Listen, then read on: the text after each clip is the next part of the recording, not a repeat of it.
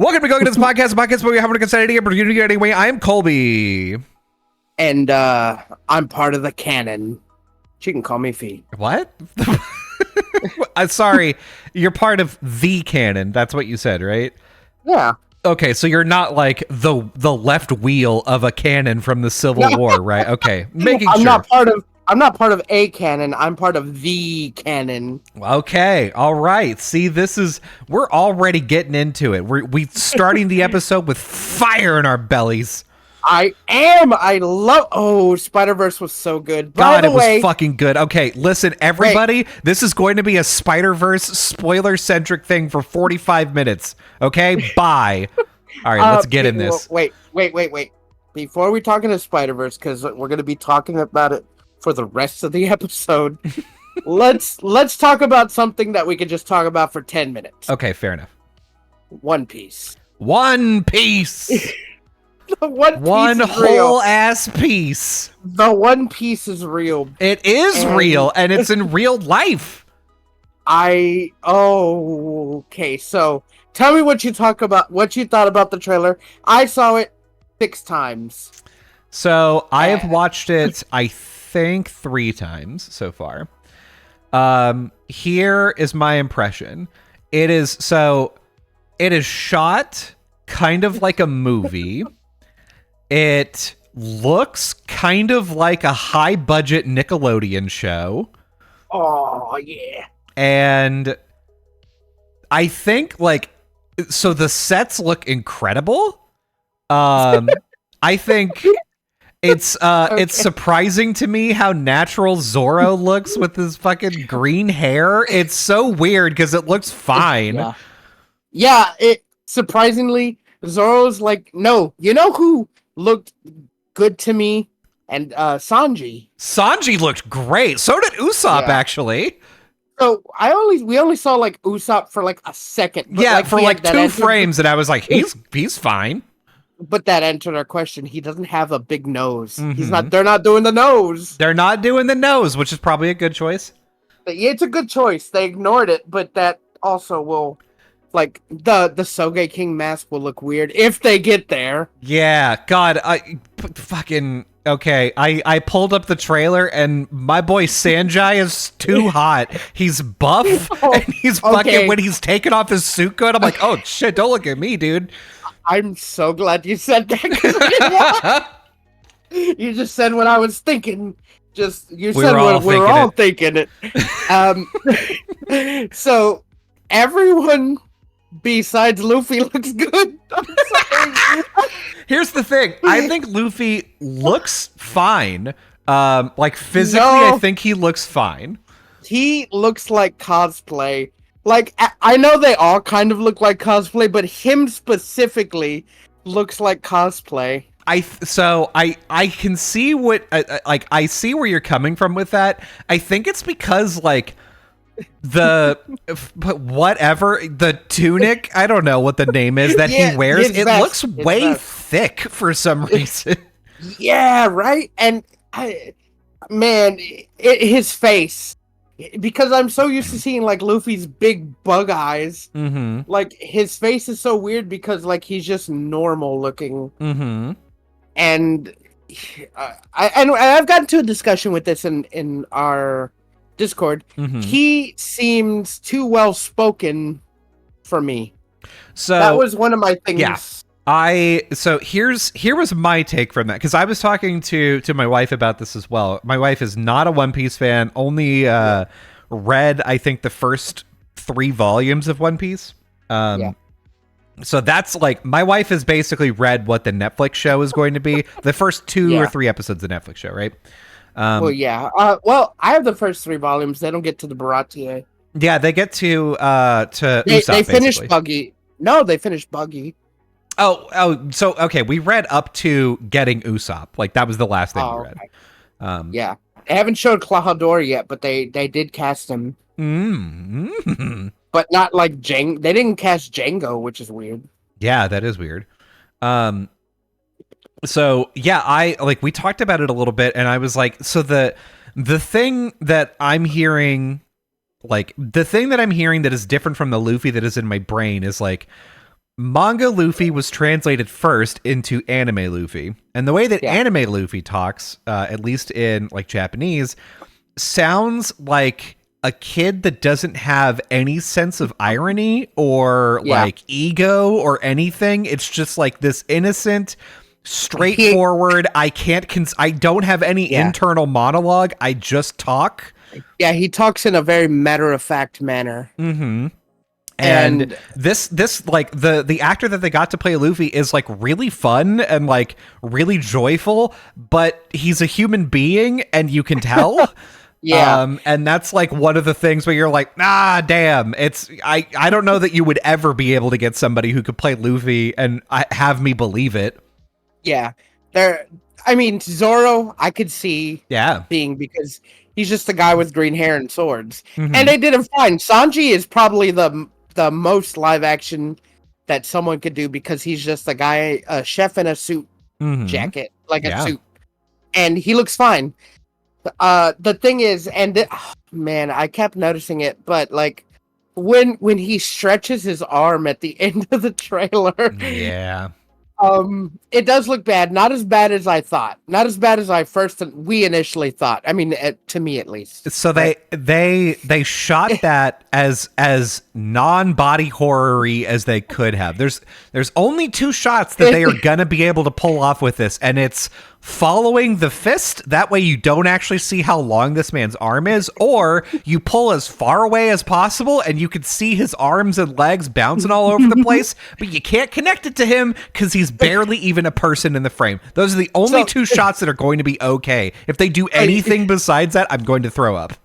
So you did see his arm stretch. You saw it like elongate. Mm-hmm. It kind of looked like a Windows 98 like screensaver tube. Right? Yeah, like the pipes, yeah. Yeah, because like it was smooth and it was weird. Here's the thing. Oh no, wait a second. Hold on. Did your mic unplug? Why? Cuz you suddenly got very quiet. Okay, hold on.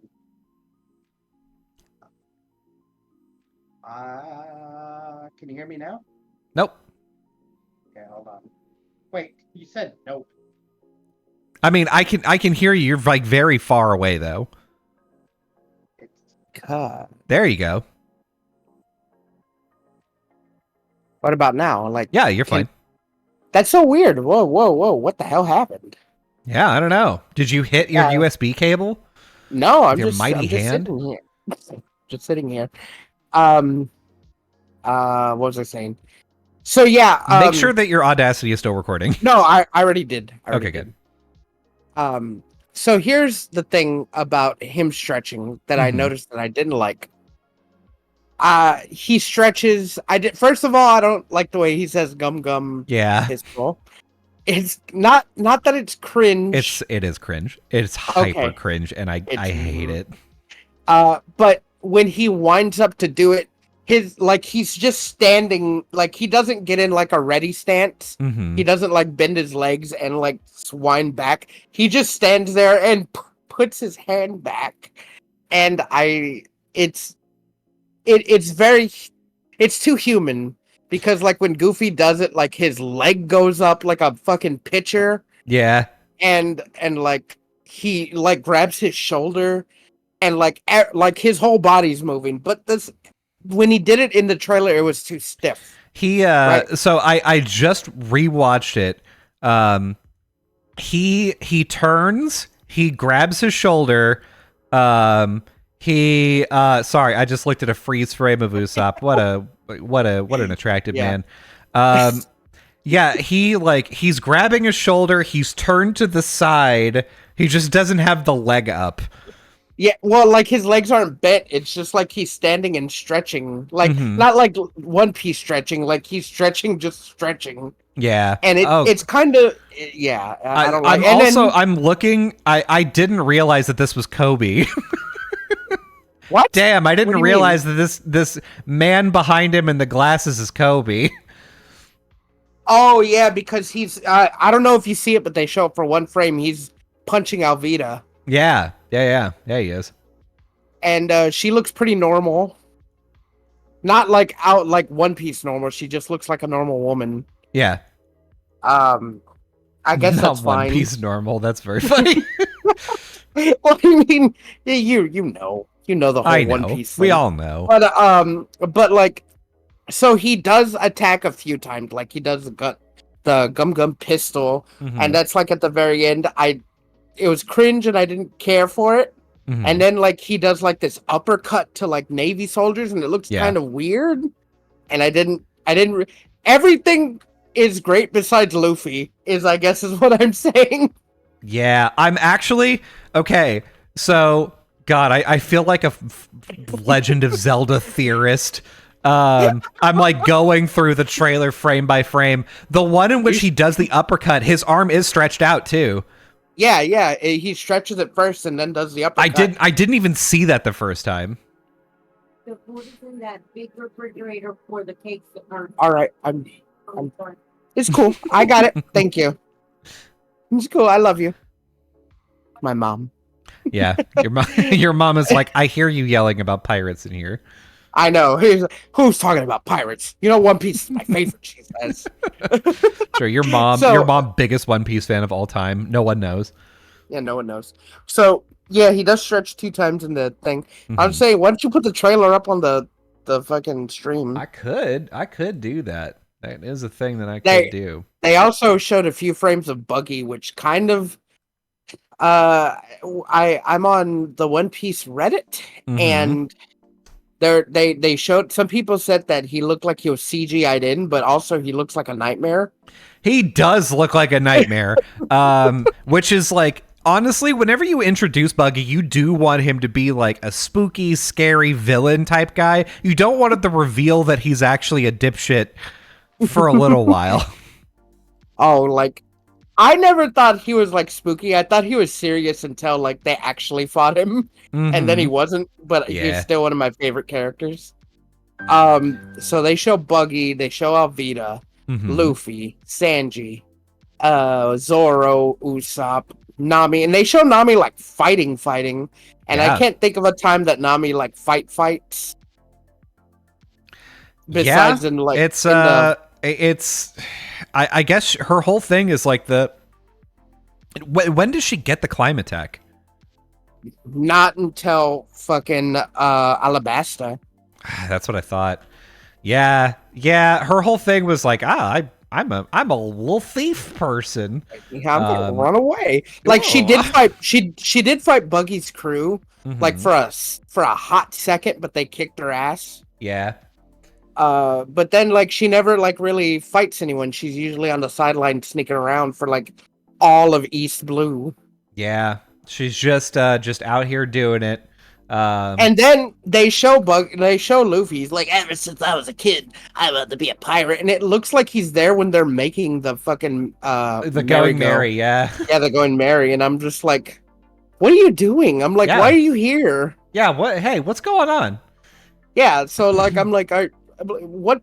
And now he's wearing fucking overalls. Yeah, the overalls threw me. I was like, am I unfamiliar with overalls, Luffy? He's never worn overalls. It's Mario Luffy. It's fine. Yeah, he's Mario. I do. Luffy, I appreciate Mario. the like the poster of the man with the iron jaw in the background. Of Axehand Morgan. Yeah, Axehand Morgan. That's him. But oh god, is that how he's gonna look? Like hell yeah, weird. It is. Zoro looks kind of fine. Zoro looks fine. I'm fine with Zoro. No, I mean Zoro does look fine. But who is this? That can't be Kabaji. Who? That Zoro fights. No. That's okay, so the One Piece Reddit was talking about this. The anime had a very small backstory of like, Zoro knows how to sword fight because of look at him fighting a wolf. Which is not in the manga, but yeah, I'm like he got trained as a kid. It's a character named Mr. Seven, I believe.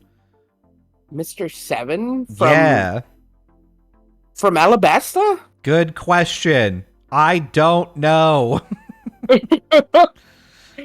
The sea monster looks fine. That's Shanks. We don't really see him.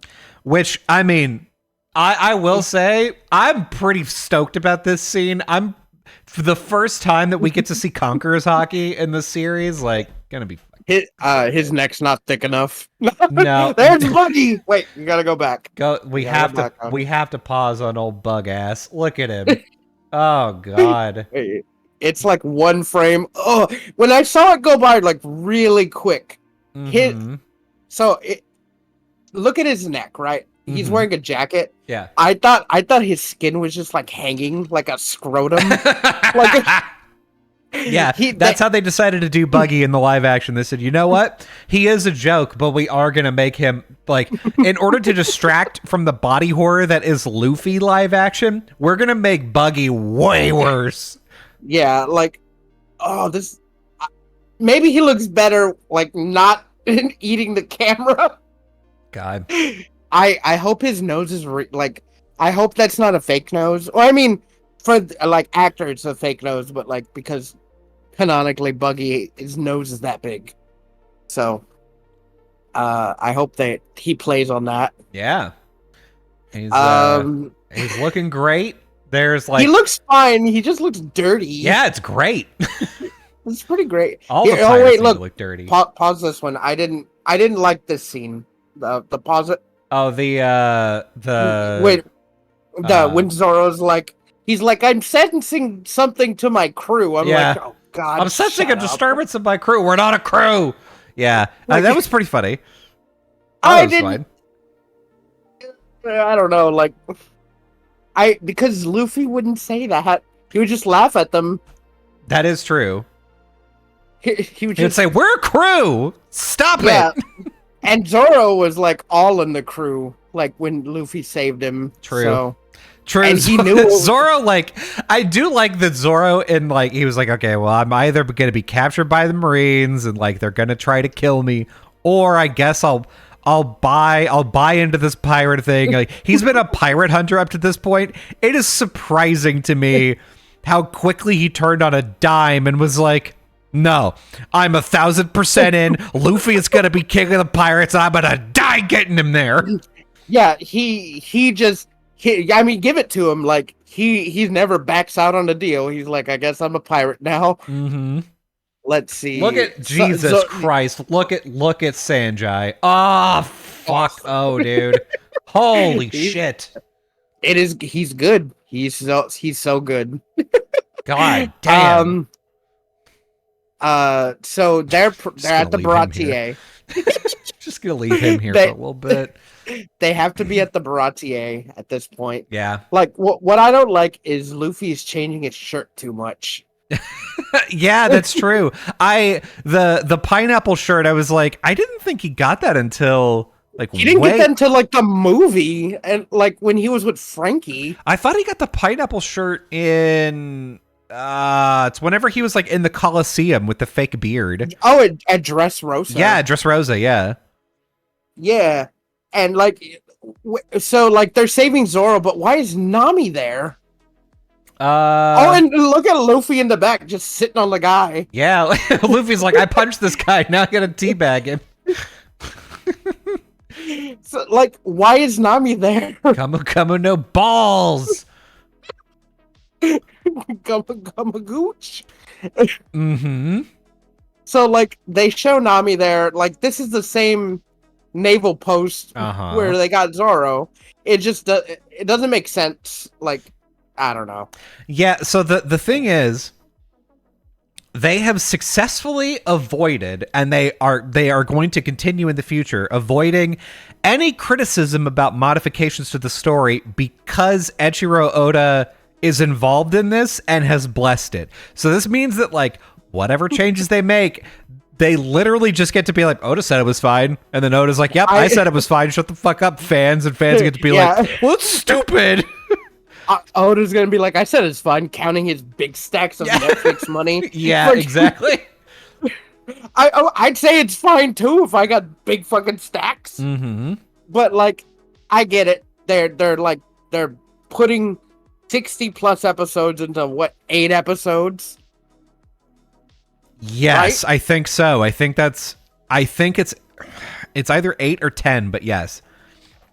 So like, Nami probably met Luffy before that, but she's just, I don't know, traveling with them. I don't know. Like, keep playing it.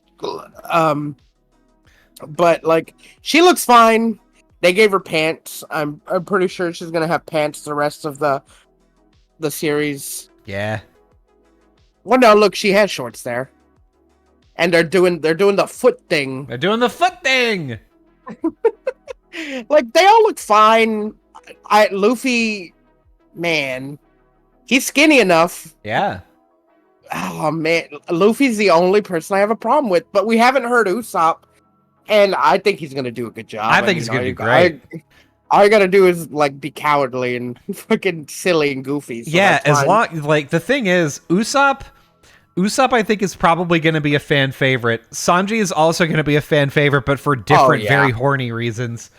I think Zoro's gonna be good. I think the thing is, I think Luffy's gonna be polarizing because like he really does do a good job at like, I'm an enthusiastic, you can't get me down, I'm in a positive mood kind of kid.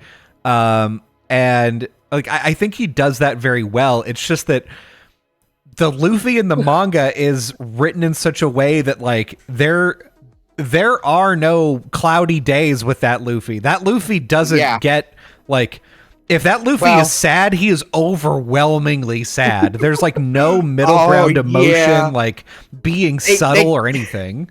They can't do fucking Ace dying. Yeah, that's episode 11. Episode 11, they go to Baratie and then immediately they meet Ace the next episode and then he dies the next one. That's what happens. Spoilers. Yeah, spoilers for One Piece from about 10 years ago. Yeah, fuck, no shit. As long as Sanji calls Zoro Mosshead, I'm all good. Yeah, of course he got to. I want to see Usopp shoot fucking Spicy Star. I want to see Usopp fight the Fishman with the fake hammer and hit him with the old band. Hell yeah. You know, I just want to see the goofy shit. I don't want it to be serious. Man, it looks. Here it goes. Here it comes. Here's my boy Kobe in the back. Here he is. There he is. There you are. And somebody on the One Piece subreddit said like, "Oh, you imagine that the person who got cast as Kobe, they pulled him aside after they finished shooting everything. They went, all right, listen, we don't know if we're gonna get a second or third season, but like, you need to start bulking up now. You need to get swole. Yeah, you need to get super fucking like." Massive. We need to, you know what? We're probably gonna hire someone that looks like you but is way buffer. Like, cause you don't see him again until like Marineford almost. Oh, that arm. Yeah, oh, that arm. Traveling up the arm. The fist. No. Hold please. This is like flubber and then we see Alvida. There she is. Oh, wait. Let me go back. Oh! Oh, you gotta like. There we go. That's this face. Yeah. Did you just rubber? Hey! Did you rubbering? God. Who's the most gorgeous woman on the sea? it's me, isn't it? Oh no, she has a fucking hillbilly accent. I'm the most gorgeous woman on the sea. Fucking God. I gotta say, the logo looks pretty sick. Yeah, like the logo does look really good. Here's the thing. I think this anime is actually gonna be. I think this live action adaptation of the manga, I guess, is gonna be worth watching. I think at the very least it's gonna be entertaining for 5 or 6 episodes. I like once we get Sanjay, that like I legitimately that has to be it. If we get to Arlong, I don't want to dip out at Arlong. I may dip out at Arlong. Why, you don't want to see Arlong? It's just I don't want to see Arlong. Not only do I not want to see Arlong, but like That's the point at which it's like we're done collecting crewmates for a little bit, and we're just going to be doing story stuff. And that's not what I want to watch the live action for. Yeah, here's the thing. They're going all the way to Arlong Park in this season because they cast Arlong. Man, here's the thing. It's not as bad as I first thought.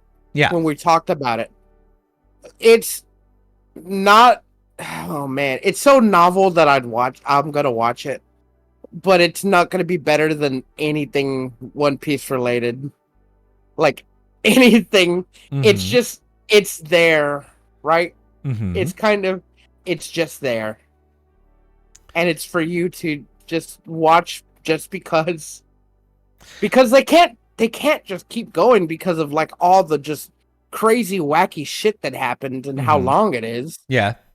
Everything's gonna look like, oh no, like so weird.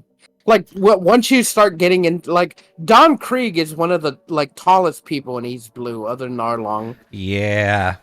And once you get past them, when you start getting into like the 15-foot tall or the foot tall people. Yeah. You just can't have them on screen. Yeah, things are they're gonna have to make some choices, and they're gonna be very quickly they're gonna have to figure out like, all right, how are we gonna do big people? How are we gonna do little people? How are we gonna like?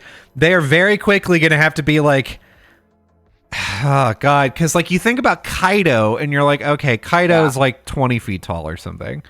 Like,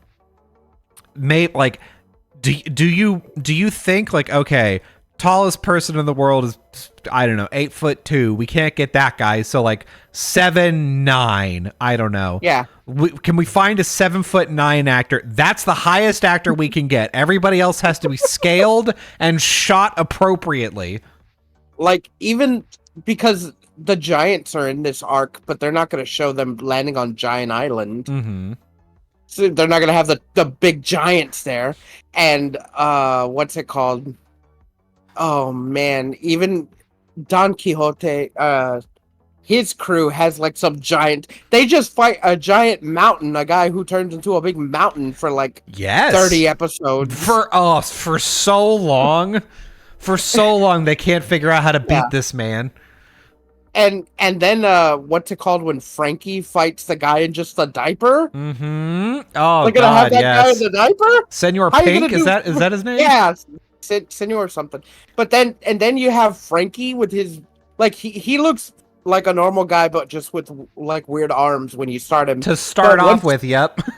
But like after the 2-year jumps, like he is full on like cyborg. And then like fucking Kuma, how are you gonna do that? How are you gonna do Bartholomew Kuma?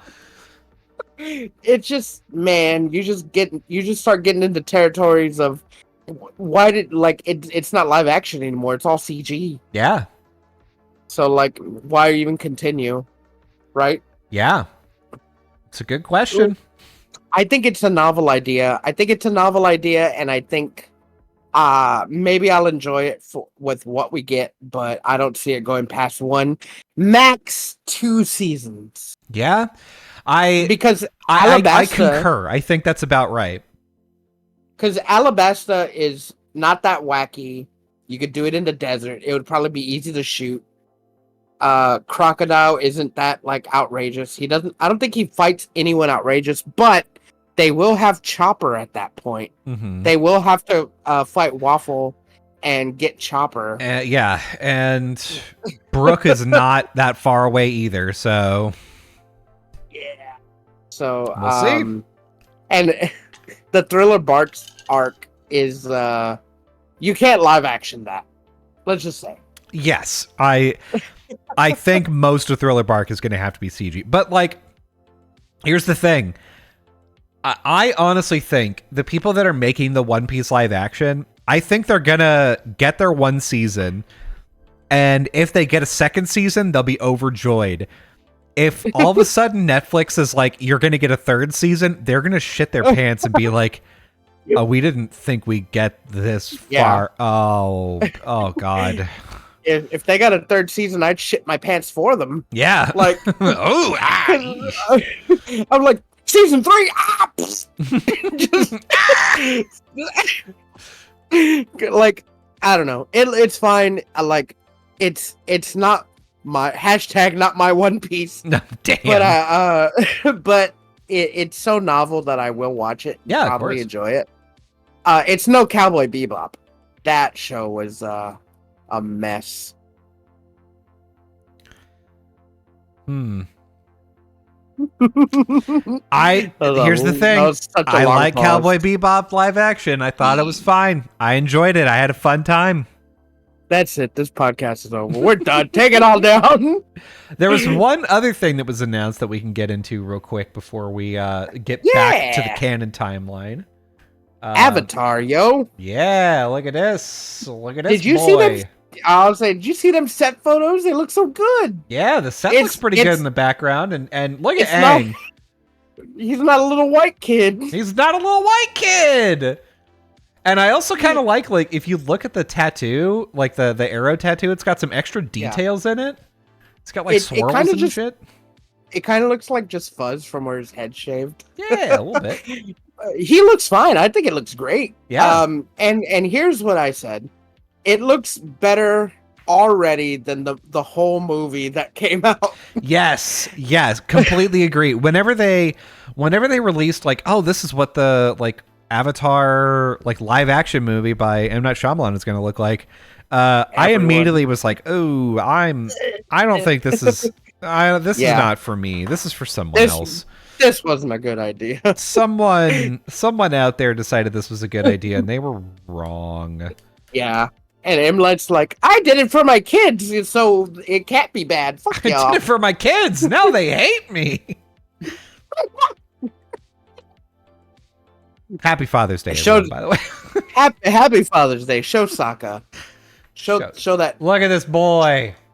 Is how old is this actor? Like, because like he has a chiseled ass jawline. He does. He looks like a man that, like, if you're like, hey, we need to solve this problem, and he's like, all right, I've got an idea. We're gonna hook the monkey up to a rope, and it's gonna fly in a balloon. Like that's what this man looks like. He looks like Bruce. He looks like Bruce from Skyward Sword, and I'm very into it. He's like, listen, the Fire Nation's about to attack. Here's my plan. I have a gun. I've invented gun. Like, he looks fine. I like the wardrobe, but he just like, man, he's too like chiseled and not squishy. Mm-hmm. Where Sokka is kind of squishy and annoying, so this guy better be annoying. Oh yeah, he can't not be. If Sokka if people are taking Sokka seriously in season 1, they've fucked up real bad. Oh yeah, like that's what the movie got wrong. Like Sokka he didn't talk at all in the movie, like barely. So, what's the last photo? I forgot. The last photo is my boy and yours. Oh yeah, Zuko. Zuko looks fucking so good. Wouldn't it be sick? And it's not gonna happen. But if Rufio, I forget his name, actor name, was the Fire Lord, or just a random Fire Nation soldier. Yeah, I mean, they've got to do something like that, right? Like all the voice actors from Avatar have got to be in this somehow. Look. Well, here's the thing. I don't know what any of them besides Rufio looks like. So if fucking Rufio made an appearance, he'd be the only one I'd know. That's true. Aang's voice actor is just a white kid. Yeah. So, and I don't know any of the rest, but Rufio, I see him, I'd be like, Rufio. Fucking. You're like, I'm very distracted by Rufio. Here's the thing. If they get to season, 3, right? Book 3, they have to put them as the stage play, all the voice actors.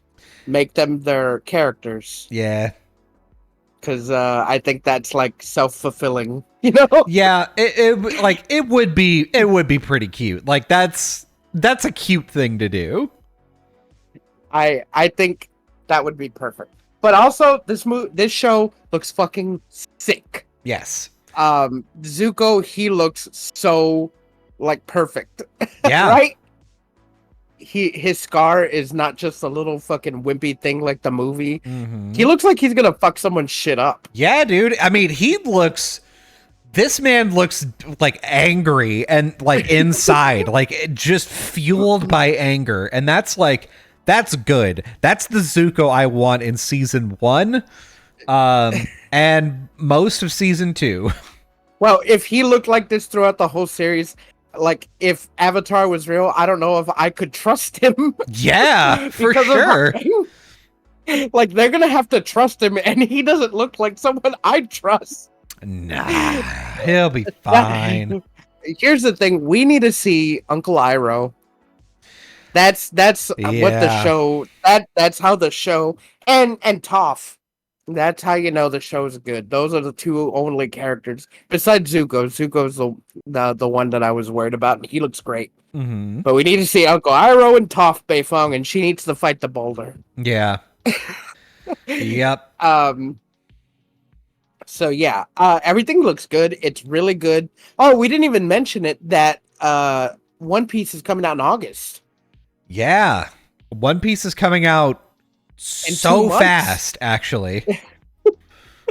So yeah, these are 2 live action shows.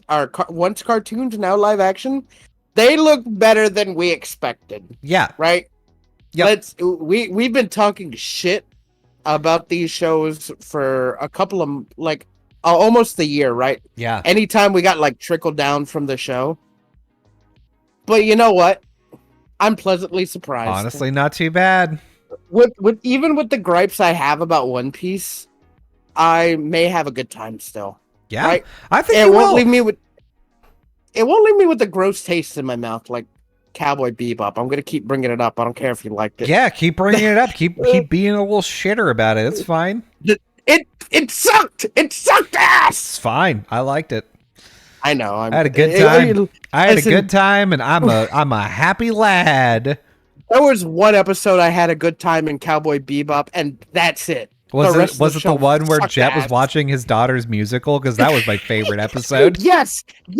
That is the one time I genuinely was like, this show's like really good. Then it stopped, and I'm like, oh, it's bad again. What a great episode. I mean, to be fair, anytime that they included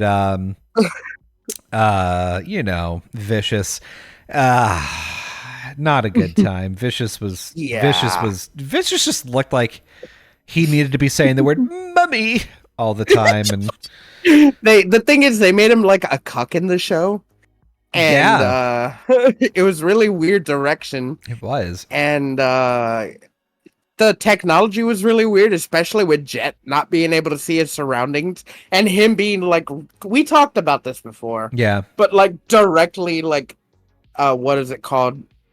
AI generated into his daughter's play. Yeah. Like, it's so weird. And we're not going to talk about Cowboy Bebop. I don't want to bring it up. It sucks. Yeah. Get it out of here.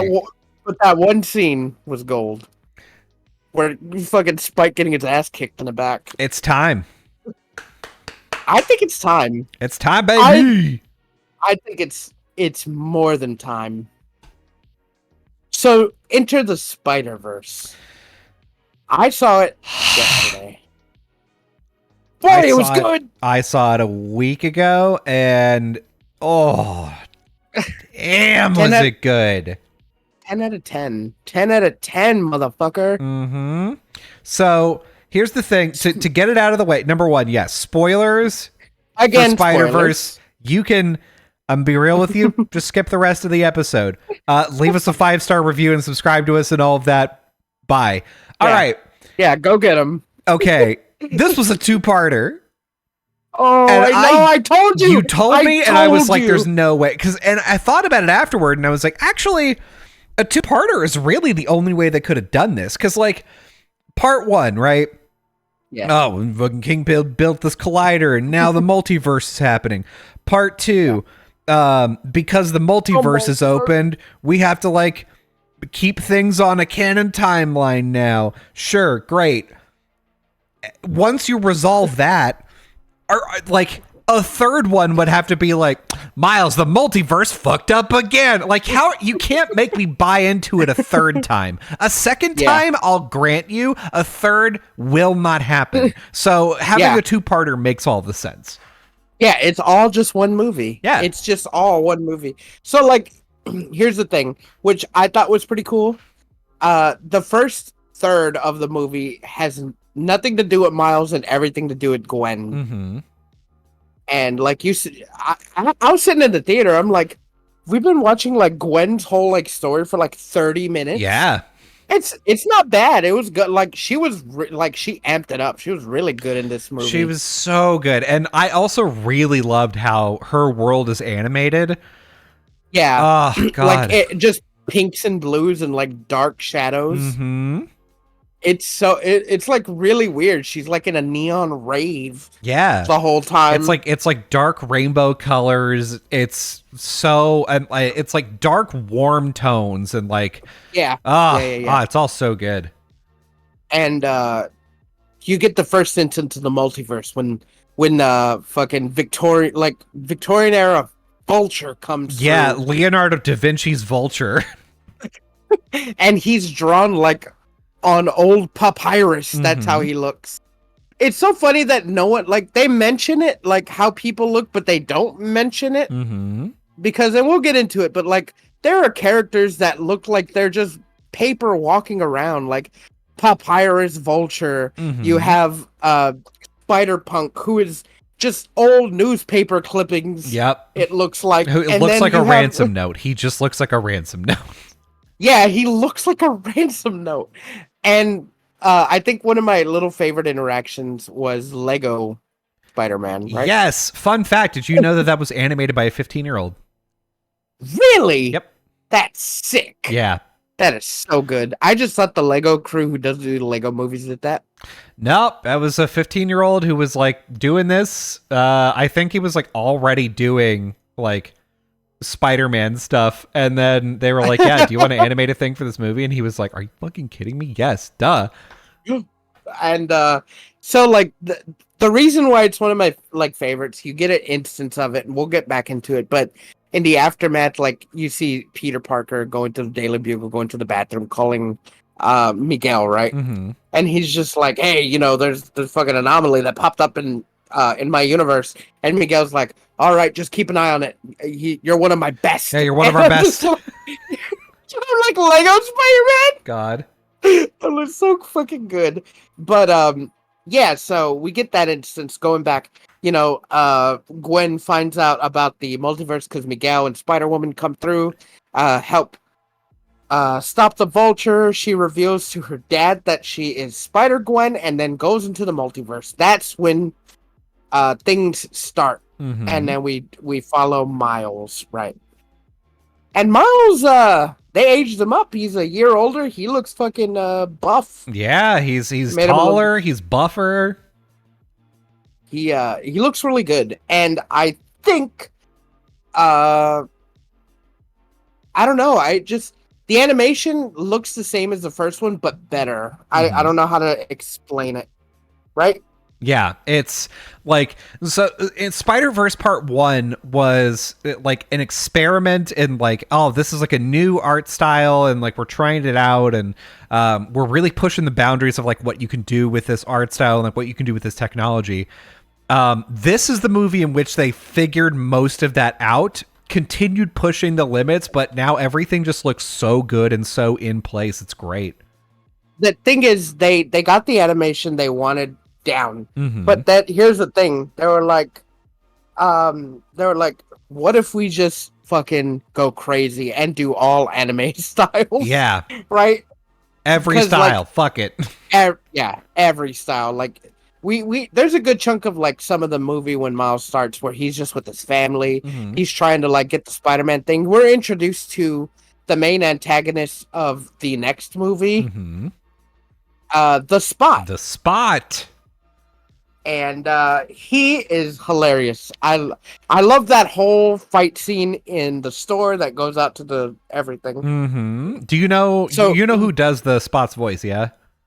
Oh, I remember someone telling me, and he's a comedian. It's or Jason he's a Schwartzman.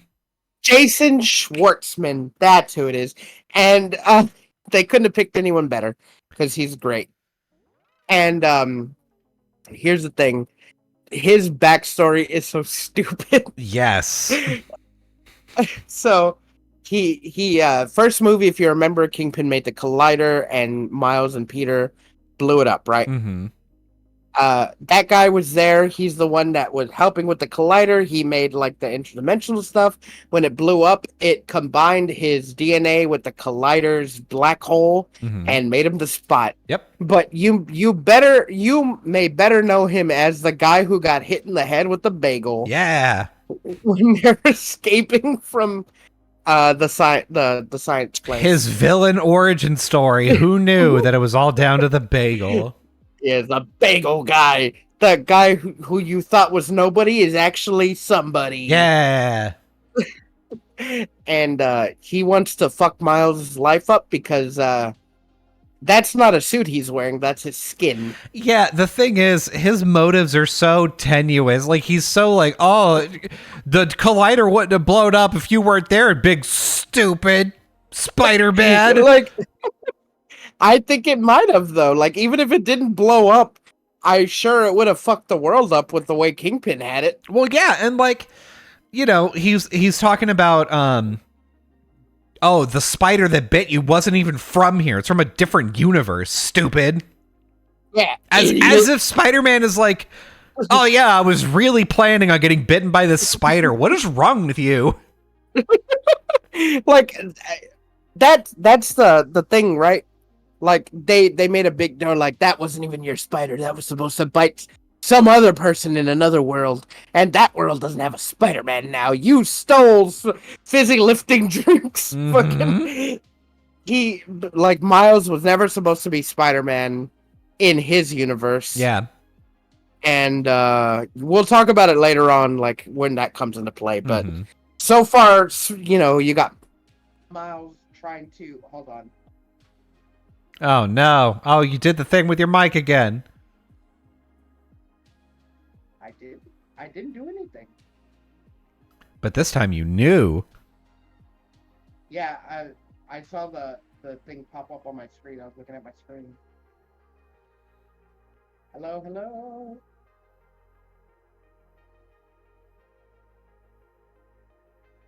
Can you hear me now? Nope. You're still very quiet. That's so weird. There you go. Are we back at it? Yeah. I wonder why it's doing that. I don't know. Get that, like, whenever my mic was doing that, it's because I was moving the USB cable. I'm not even touching the mic. My hands are like... It wasn't the mic. It was because I was touching my desk, which was moving the cable. Oh, okay. Well, then I'll move my desk back a little bit. Because I'm like touching the desk, but not like heavily. Either way. So like we go through the whole movie. Like, and your Audacity's still going, yeah? Yeah, Audacity's still picking you up, yeah? Still picking me up. Still picking me up from school. Go for it. So like we have what's it called? Miles just trying to go through his day-to-day, like his parents are becoming suspicious. He wants to tell them he's Spider-Man, but he can't. And then Gwen comes back out of nowhere and like fucks his shit up. He's like, I never thought I'd see you again. She's like, yeah, I'm working with a covert spider crew. Yeah, and, which by the way, the most embarrassment whenever she opens up his sketchbook and just sees picture after picture of herself that Miles drew. Like, fuck. Dang. I don't know how Miles is alive. Yeah, like all the one would be fine because he's, you know, drawing your friends, but like pages of them. And he's just like, oh, those are mine. God, she's like, why are these so sticky? Yeah, it's on like that web. So she comes in and the like man, they did such a good job setting up the relationship between Miles and Gwen, because like, you know that Miles misses her a lot. You know that Gwen misses him a lot. But Gwen is still acting, and we don't know why at this point, is still acting really shady and weird, but also like she missed him. And you're like, okay, something is wrong here, but I can't pin down what. So we're going to jump forward to him following her into the she opens a multiverse, like she ditches him, and he goes invisible and follows her. Mm-hmm. So we're going to kind of ditch everything because we'd have to explain like a whole lot. So we're going to skip forward. Miles ends up following her. She's part of the crew. She has a wristband, and Spider-Woman's like, hey, we got to follow the anomaly. It went to another universe. You got to go. And so she does. Mm-hmm. And Miles chases her. And that's when we end up in Moonbatten. Yep. Which, God, oh man, this whole city is absolutely beautiful. It looks like a nightmare to live in. It does, because it's like, it's one of those like vertical cyberpunk things where it's just like, you know, oh yeah, it 40 billion stories tall. All the buildings are on top of each other. This is just how it looks. It's fine. Yeah, especially like when you see buildings crumble, I'm like, well, there's definitely people dying because those buildings are like falling on those buildings, and those spider people aren't saving all of them. Yeah. I'm like, so like, what's it called? Spider-Man India, I think is what he called himself, right? Yeah, Indian Spider-Man, I believe. Which doesn't make sense because he's in a fictional New York called Moonbatten, so it wouldn't be India. Yeah. Spider-Man India, that's it. Yep.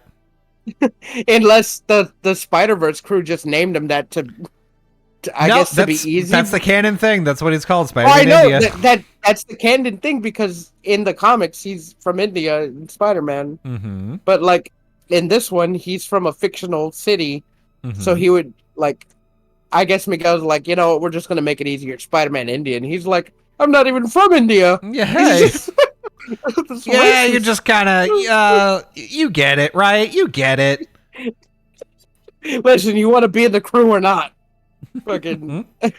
So, like, they do their whole thing. Like, they fight the Spot again. That's when he exposits everything to the crew and tells by Miles the way, at this point, stuff. Spot has figured out that he can open up holes between universes. So that's what he's doing, is he's just fucking around, going to everybody else's universe and stealing their collider tech, basically. He's like turning on their colliders and absorbing the black power, or the black hole power.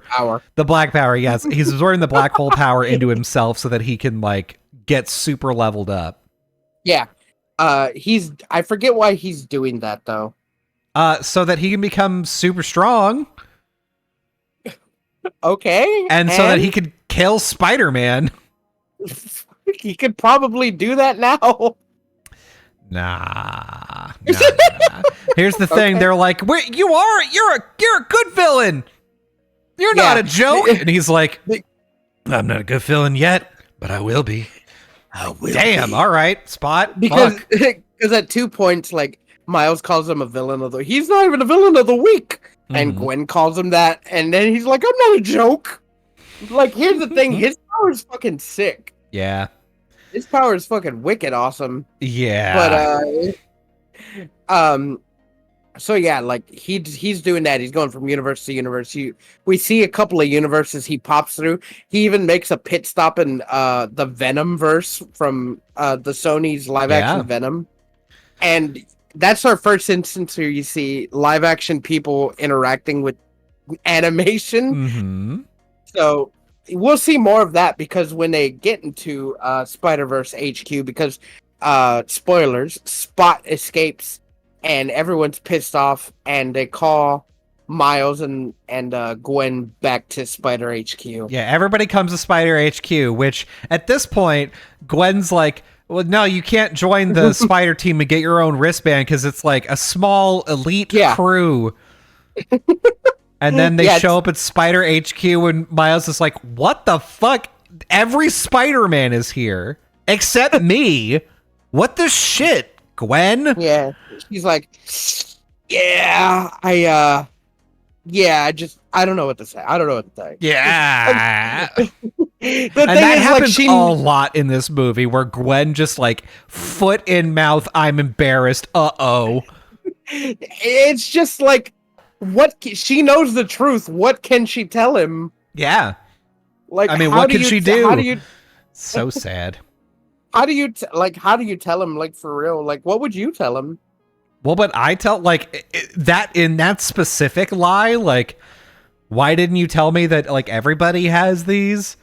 I probably would have said, I probably would have told him like half the truth. I would have been like, yeah, listen, okay, I didn't want you to get mad, but like, you're kind of banned from here because your universe is the one that started the concept of multiverses, and like, you're kind of on Spider-Man probation, kind of. Don't tell anyone I told you this. They're gonna be really mad at both of us. That's actually that covers everything. That covers everything. Because like, when Miguel fucking exposits like the actual reason, like, you could be like, oh, I didn't know that. Oh shit. Oh, that's it. I thought, because like, it's true. And I think in our episode where we talked about what we thought the movie was going to be about, I think that was what we thought what it was going to be about. Mm-hmm. Right. I said specifically, because there was that line in the trailer where Miguel is like, yeah, sometimes important people to you just got to die. And I was like, okay, they're going to be killed. Like, basically Miles's like dad or something is like gonna die, and he's like, he has to die for some multiverse reason. And I was fucking spot on because I'm so damn smart. It's so like, and it's funny because like Miguel, they call it canon events. Like, they just straight up like use fandom references. Like, it's a canon event. Your like mentor or father has to die. Like, your Uncle Ben has to die. If you don't have one, your father has to die. If you have a dad and they become a captain, they have to die. So like, that hasn't happened in Miles' universe. But then like, you come to find out that like, the spider is from a different universe, so Miles' universe is like completely out of whack. Yeah. Not out of whack, but like, it's changing canon. Yeah, Miles's universe is off the trajectory, and also the universe where the spider that bit Miles has like came from is also off its trajectory. Yeah, because the things that were supposed to happen to Miles in that universe still happened. They just didn't happen with him being Spider-Man in that universe. And that's the thing. Like, So I was looking at, I was thinking about the movie, and there's one part where basically when they get to Spider-Man HQ, they explain like, you know, you have to do this whole canon event thing. And later on in the movie, like, you start to like, they're peeling it back a little bit, like a little bit at a time, and you start to realize like, that sounds like kind of bullshit, actually. That's kind of sounds like bullshit, actually. You're like, well, I mean, Miles is already Spider-Man. Why does he need, like, his dad to die? Yeah. Like, there's no reason. Yeah, his uncle already died. That's his, like, tragic thing. His uncle died. Peter A. Parker died. Yeah. That's the thing. But now, like, you go into, I think it was World 42. Yep, 42, right? Universe 42. And that place has no Spider-Man. It's all fucked up. It's super fucked. Yeah, and like, we'll get to that. So like, yeah, basically, they tell Miles like, oh yeah, your dad has to die, and he's like, he looks at like Gwen and Peter B. Parker and like his two friends, and he's like, what the fuck? You knew about this? And they were like, yeah. I just, like, how you tell someone. And Miles is like, all right, that's it. I'm just gonna fucking go. And he just runs. He's the only Spider-Man that has the powers that he does. So he can do the invisibility thing. He has venom to like absorb electricity and like disperse it again. So he's got a bit of an advantage there, but it is the fucking best scene to just see all of these different Spider-Men, and like you blink and you miss it because there are like hundreds of Spider-Men that you get to see. We have some appearances, like we have like the Disney XD Spider-Man. They show him the like 1980s or 60s, like very slow Spider-Man. You know, where all the memes came from. Yeah. You have Peter Parked Car. Fuck. One of my favorite ones. If you look in the back in one of the chase scenes, the Spider-Man ice cream popsicle is back there. Oh, yeah. So that's good. There's like, oh man, fucking Web Slinger's good. Ben Reilly Spider-Man. Oh, he's so good. He's so, because he's like 90s fucking grimdark Spider-Man. So good. There were so many good ones. Like there was Ultimate Spider-Man, Spider-Man with Doc Ock arms, a lot of Iron Spiders. They even mentioned the PlayStation version of Spider-Man. Yeah. And he was there for a split second because they were just like, oh, we got people from like a game like universe. He's like, who, me? Yeah, Insomniac Spider-Man was there. So good. So good. And live action Danny Glover was there as Prowler. Donald Glover, but yes. Was there as like Prowler from Earth 19999, I guess? Yeah, from Marvel movies. And it was really funny to see just live action Donald Glover there. So good. But yeah, dude, like it's so crazy with the amount of Spider-Man they got, and then seeing them all chase fucking Miles and Miguel just relentless. He's like, you can't be doing this because this happened before and it was I did it. Yeah. Because like he broke canon, like when he found out that the world was like glitching out, he was just like, my family died in this universe, but I went to another universe where I died in that universe, but my family was alive. Yep. And I thought I could just insert myself and it fucked the world up. And I don't want that to happen to everywhere else. So. God. Like, Miguel is like, he's wrong, but he's also right, I guess. Yeah, but he's also kind of a drug addict, so like, I don't know. Yeah. Like, Miguel is basically a vampire and he takes like anti-vampire medicine, I guess. Yeah. And like he is intense, dude. Like going after Miles, and he's just like, they have like this sequence on the train, and he's like, what do you think you're gonna do? Right? You want to fuck up the universe? And he's like, I don't know. I got all the Spider-Mans out of the building, and he's like, what? Yeah, he's God. Whenever Miles reveals like, well, now I have all the Spider-Man chasing me, so no one's in the building. The look on Miguel's face of like, oh shit. Oh fuck, yeah. Oh, fuck, dude. Also, like, the whole chase sequence, everybody is like, oh, stop him, we gotta stop him, and they're all acting like Spider-Man, except for Miguel, who's like clawing through shit and looks like he's really trying to kill Miles. Yeah, and Miles even makes a point. He's like, you got claws? Are you even Spider-Man? Yeah, are you even Spider-Man? He's not like crawling, he is like gripping the train, like clawing through it. And he has like these fucking katanas on his arm. He is intense. He's so good. And then he gets back and he gets sent to his own world, but the computer scanned him and scanned his DNA and sent him to the DNA where the spider came from. Bam. Right. Yes. Well, Universe 42. Yes, and I picked up on that. Whenever it was like, oh, yeah, the go home machine is what they called it. And like, that's where they put all the anomalies so they can ship them back to their universe.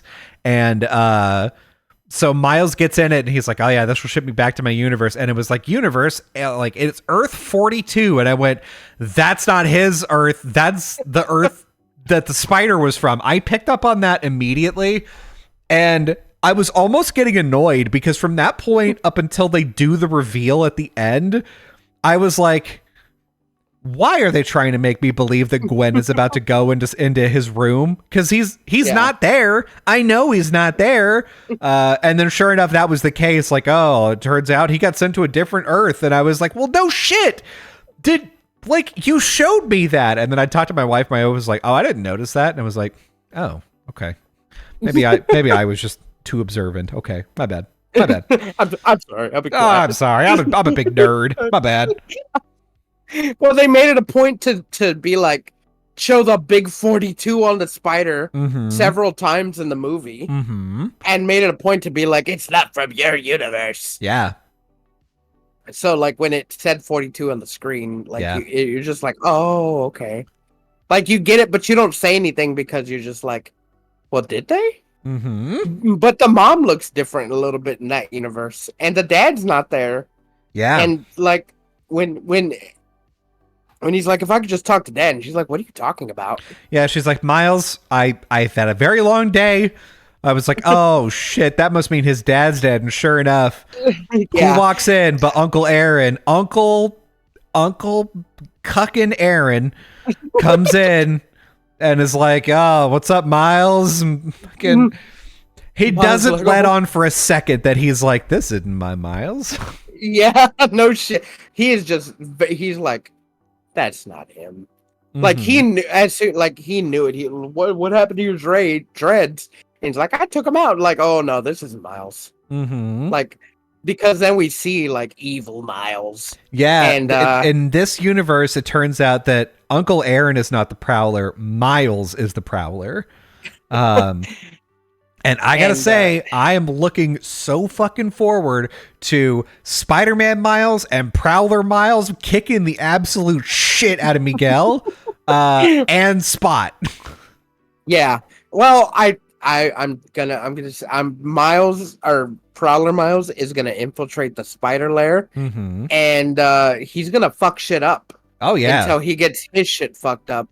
But then we're gonna have to like take the spot. I don't know, man. Like.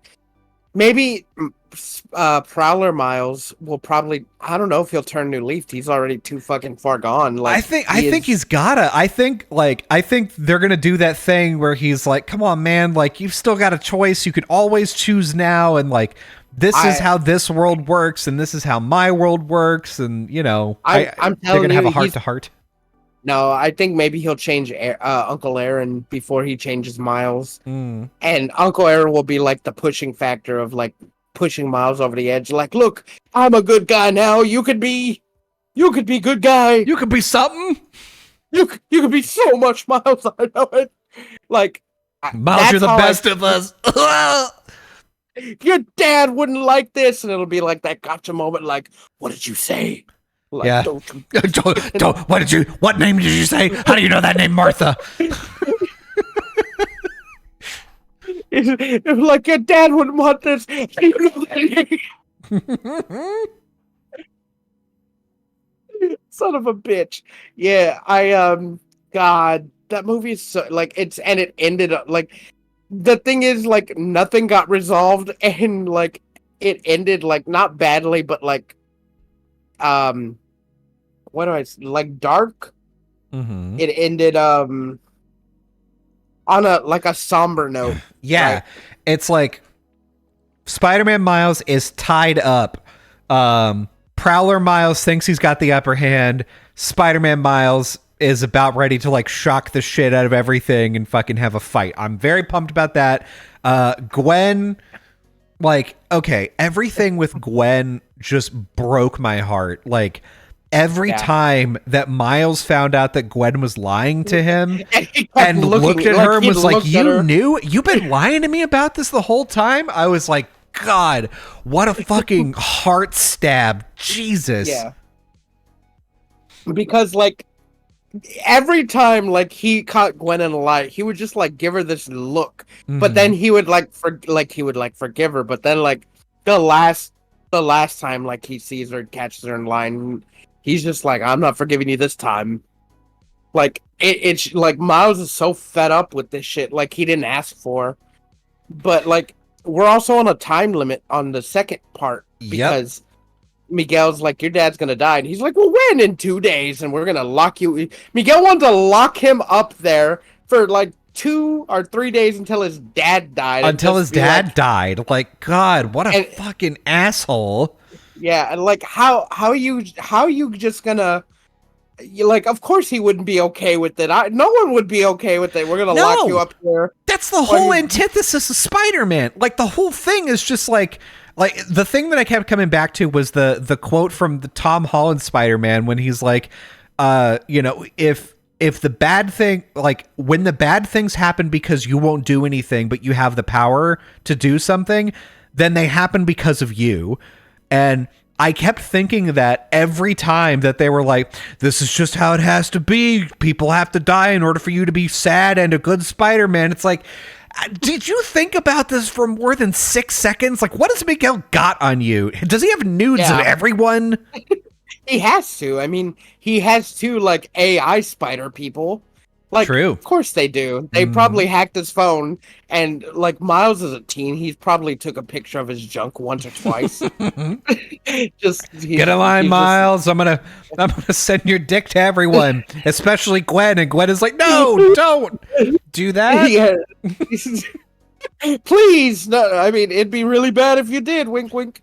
God. And look, Miles is like, no. He's like, I just wanted to see if I could shot web, on this one. There's a there's some hinting to Hobie, Spider-Punk, and Gwen being kind of in a thing. They're like in a band. They're really close.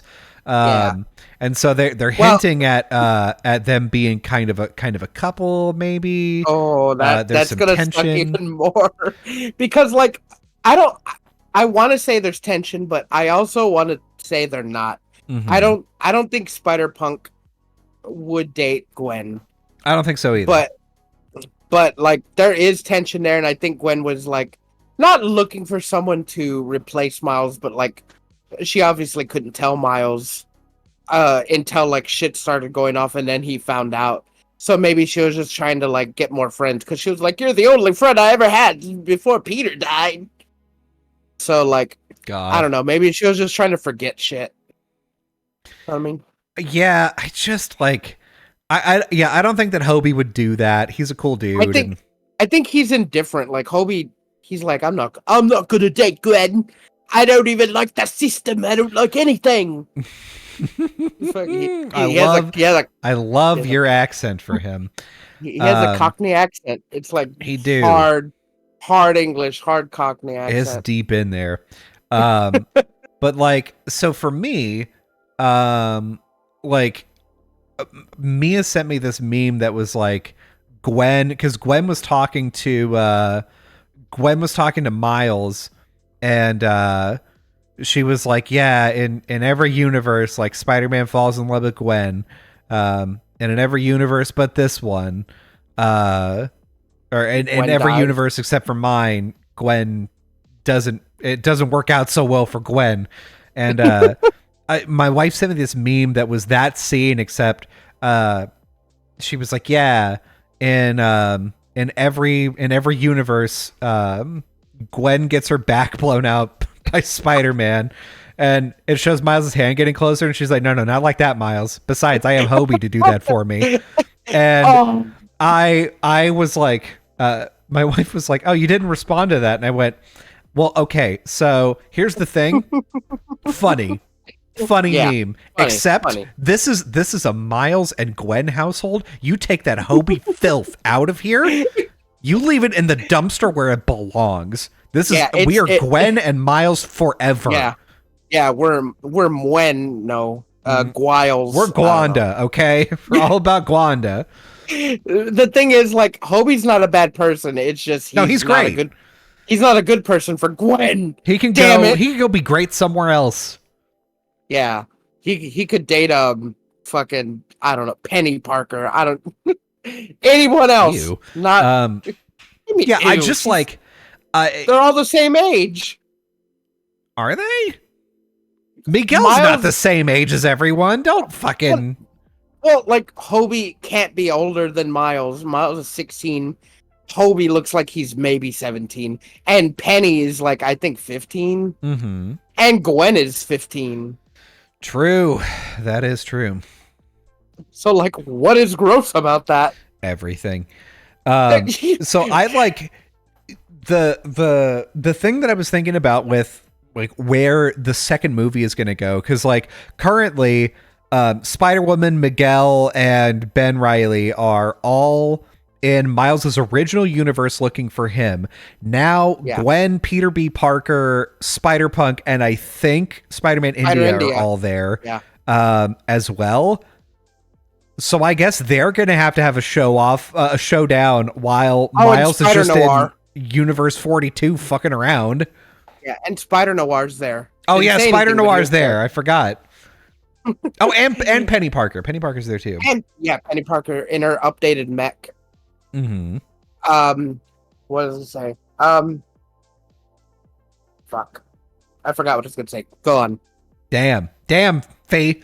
But yeah, I was thinking about it. Like I guess they're gonna have like a showdown there, and then I guess I don't know. Like, who do you think Spot is going to attack first? Do you think it's going to be the original universe, or do you think he's going to figure out that Miles is at Universe 42, and that's how Miles gets home?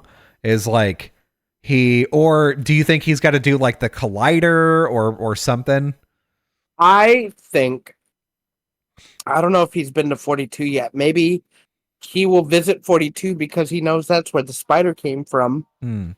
Because he doesn't have any kind of technology to sense where other spiders. He's just hopping from universe to universe. Yeah.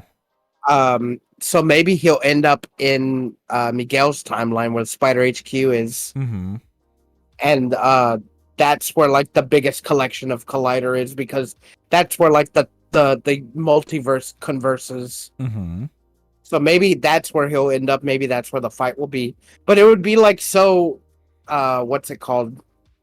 It would come together more if they had the showdown in Universe 42, right? Because that's where like everything, I guess, not started, but like that's where the spider originates, right? Yeah. So it would just be more thematic. Yeah. Oh, here's what I was gonna say earlier. Okay. Did you think it was weird, like when the spider AI, the black girl and Miles sees her and he's like, "Hey." He's like, hey. Yeah, he's just like, oh, what? And Gwen's like, got a little jealous and like, hey, come back over here. Like, but also, I mean, the thing is, I think Miles just got comfortable because, like, I think Miles realized, like, oh, I'm in a place with all Spider-Man, and like, I can be sort of comfortable in who I am here, because he started flirting with her, and then later on, when he sees Miguel, he's like, oh, hey, Tio. Fucking way too familiar with him because he's like, I speak Spanish. He's just fucking being a confident goofball. It's like the difference for in the first movie between whenever he was like walking around Brooklyn just like being a charismatic little dickhead, and then whenever he's like at Visions at school and he's just like unable to pull it together and he's not a charmer there. I think that's what happened there. Is he's like, oh, actually I could turn on the charm here because like, this is where I belong.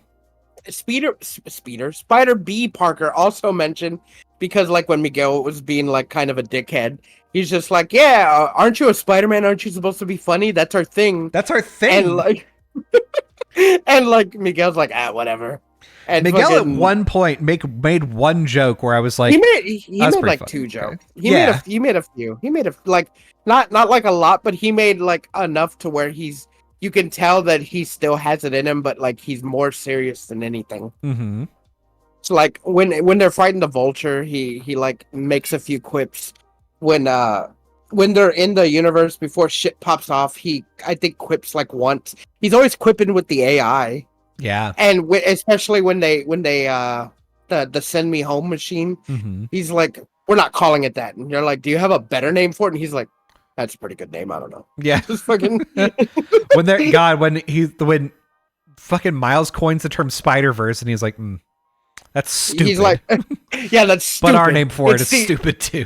Yeah, it's stupid. It's the multiversal arachnid something, and he's like, yeah, it's dumb too. Just at least he's what's it called? Aware. But... Yeah, I mean the thing is, okay, Oscar Isaac did a great job being Miguel. So good. Because Miguel again had like those couple of lines that were funny, but like there's so often where he's just a dickhead and you're like, am I supposed to like you? You're supposed to feel like not sympathetic because he's like, I don't want this to happen to everyone. What I did, I fucked up and I don't want it to happen again, and it's your fault. It's you. Like he doesn't know for sure it's Miles, but he is so like fucked up that he is willing to blame everything on Miles because he's the one who put the idea in his head that there's multiverses, and he had to like see his family die twice. So like Miles is like fucking number one like on his hit list because of that.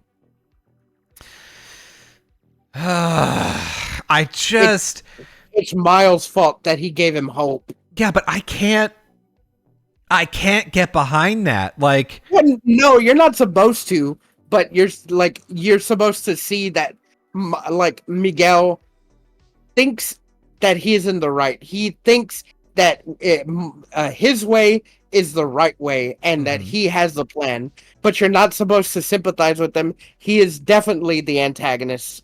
He's definitely the bad guy. And in part 2, he's probably going to realize that and come to terms that it is just the way it is. Miles doesn't have the canon. The canon can be broken. It doesn't matter. It's just the thing is, I'm not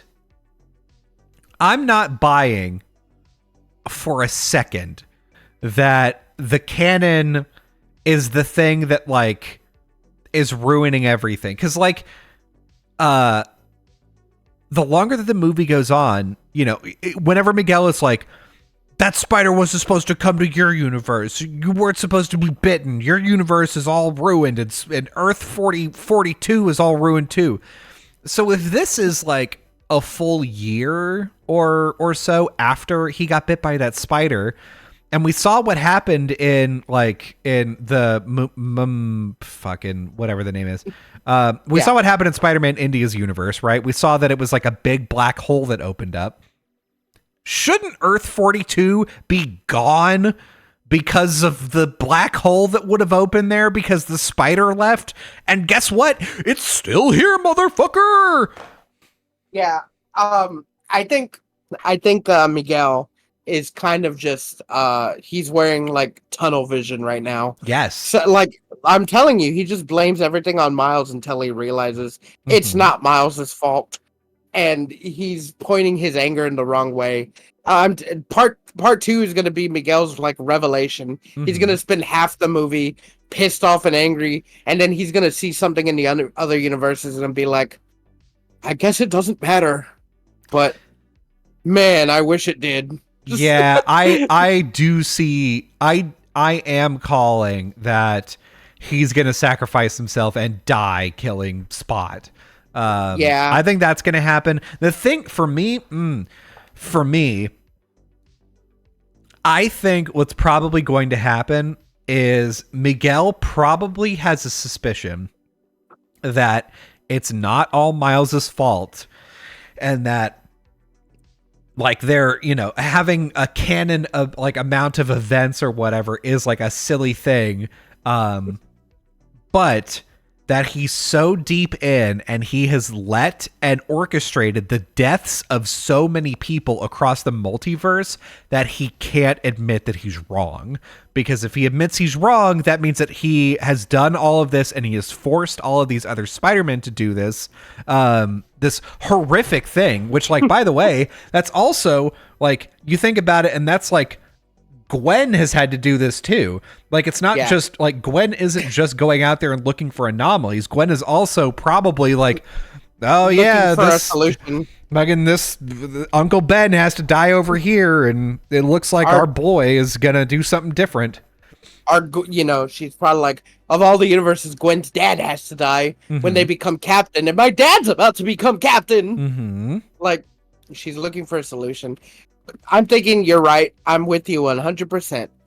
Miguel is going to sacrifice himself and be like, you know what, Miles? I think you're just okay. I think you're a-okay. Mm-hmm. He's like, but I gotta do this. I was wrong. Make your own future, your spider future. And Peter B. Parker is gonna take the mantle of the universe captain, the multiverse captain. Yeah, I think we're going to enter a part where like Miguel is already kind of the villain. I think he's going to become more the villain before he turns back into a hero. Yeah. So I mean, kudos. The movie was so good. I just can't wait to see next year the next one. Right. Mm-hmm. It's definitely going to be something. It's going to be a mix of what we said, but like, there's definitely going to be something there that we didn't see coming, and it's going to be great. Mm-hmm.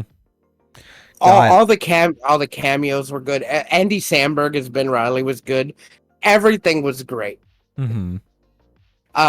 There's only like one thing that I thought was stupid, and that was pregnant Spider-Woman on a motorcycle. What's wrong with that? I don't know how pregnant she is. She's riding a motorcycle, flipping around. That baby's doing somersaults in her belly. Yeah. You got to imagine it with the Spider-Man. Well, it depends on what canon of Spider-Woman she is, I guess, and whether or not she's super strong.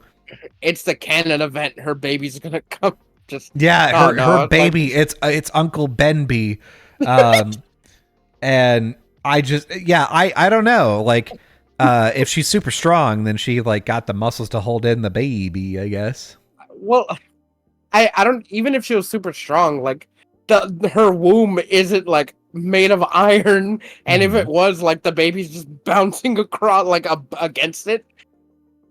Maybe. I don't know. Like, I thought it was silly. Like, she wasn't a bad character.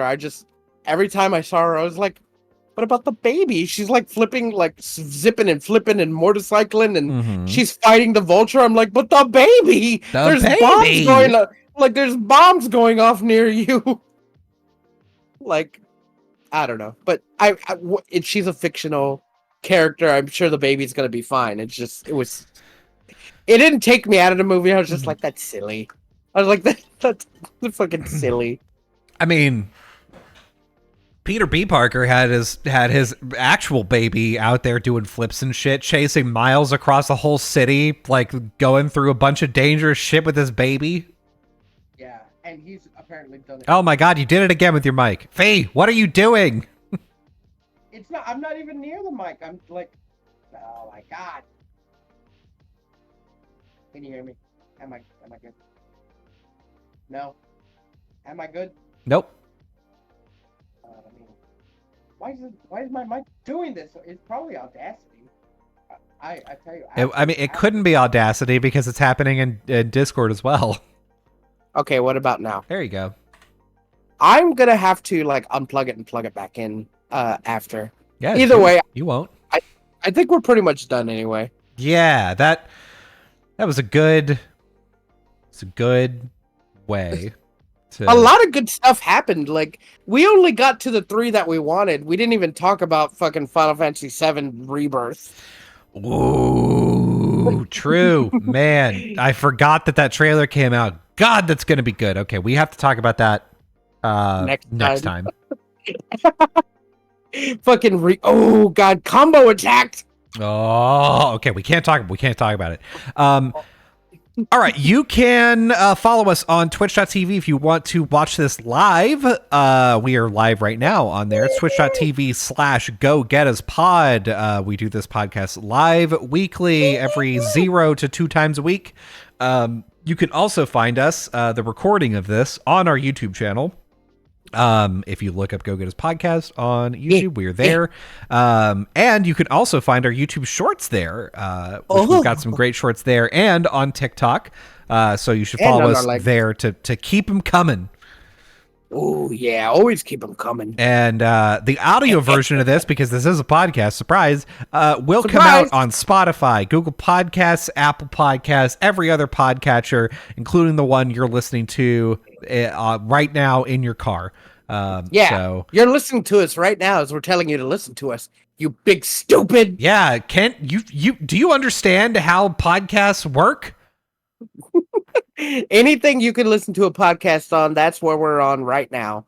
Anything you can watch a podcast on, YouTube and Twitch, we're there. Excuse me. Damn. That you're on that burp, you're there. So yeah, just go give us a like, follow, subscribe. Go to our Patreon that we don't have, and give us $1. Yeah, and, do it. Why you won't? Why aren't you doing it? Yeah, you won't do it. Join our Discord that we don't have, and tell us hi. Yeah, listen. Hey, you can also just leave us a lot of comments. Just leave and us reviews and stuff. Yeah, just tell us what we should talk about, and I'll love you for it. Will you marry me? So here's what I want you to do. I want you to go outside, like right now, like your backyard or like some kind of grassy area, maybe like where a lot of bugs are. I want you to like find the weirdest looking spider that you can find. I want you to let it bite you. Don't do that. Wait a couple of days to see if you get spider powers.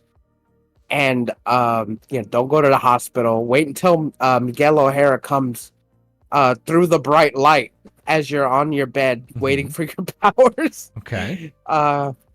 Then go with him to the spider multiverse where he has your suit for you to go get it. Go get it. That's not heaven at all. You are not dead. You were really alive, and this is actually happening. It's not a death dream. It's could you imagine just on your deathbed and like you see a Spider-Man and they're like, Colby, come with us. You're a Spider-Man. It's time to go.